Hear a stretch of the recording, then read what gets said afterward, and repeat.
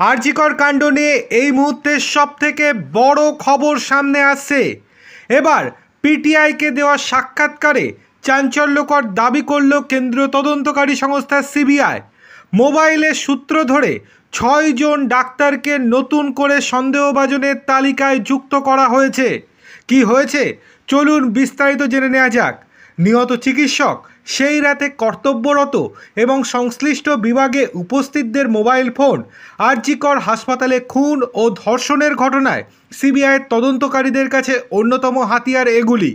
তদন্তকারীদের সূত্রের খবর 8ই আগস্ট রাত থেকে 9ই আগস্ট সন্ধ্যা পর্যন্ত হাসপাতালের চেস্ট ডিপার্টমেন্টে যাতায়াতকারী সকলের মোবাইল কল ডিটেলস এবং টাওয়ার লোকেশন পরীক্ষা করা হচ্ছে।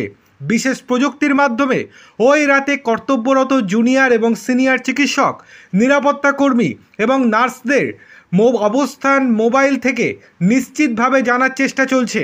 তদন্তকারীদের কথায় মোবাইল ফোনগুলির অবস্থান কোথায় কখন ছিল তা নির্দিষ্টভাবে ওই প্রযুক্তির মাধ্যমে উঠে আসছে।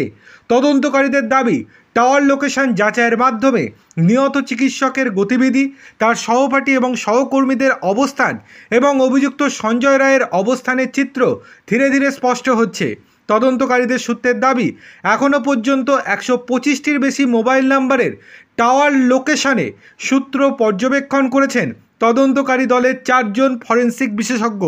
প্রাথমিকভাবে ওই রাতে হাসপাতালে কর্তব্যরত মোবাইলের ফোন পরীক্ষা করাকে অগ্রাধিকার দেওয়া হয়েছে এবং তার ভিত্তিতে কর্তব্যরত জুনিয়র এবং সিনিয়র চিকিৎসক, নার্স, নিরাপত্তা রক্ষীদের জিজ্ঞাসাবাদ করা হচ্ছে। সিবিআইয়ের এক কর্তা পিটিআইকে বলেছেন, ওই রাতের প্রায় সব কর্তব্যরত যারা ছিলেন সবাইকে জিজ্ঞাসাবাদ করা হয়েছে। টাওয়ার লোকেশন অনুযায়ী অবস্থান এবং তাদের বয়ান পরস্পর বিরোধী হওয়ায় 6 জন চিকিৎসককে নতুন করে যুক্ত করা হয়েছে সন্দেহভাজনের তালিকায়। তার মধ্যে 2 জন হচ্ছেন নিরাপত্তারক্ষী সঞ্জয় রায়, সন্দীপ ঘোষ, তাদের তো পলিগ্রাফ টেস্ট করাই হয়েছে। এছাড়াও 2 জন চিকিৎসকেরও পলিগ্রাফ টেস্ট করা হয়েছে।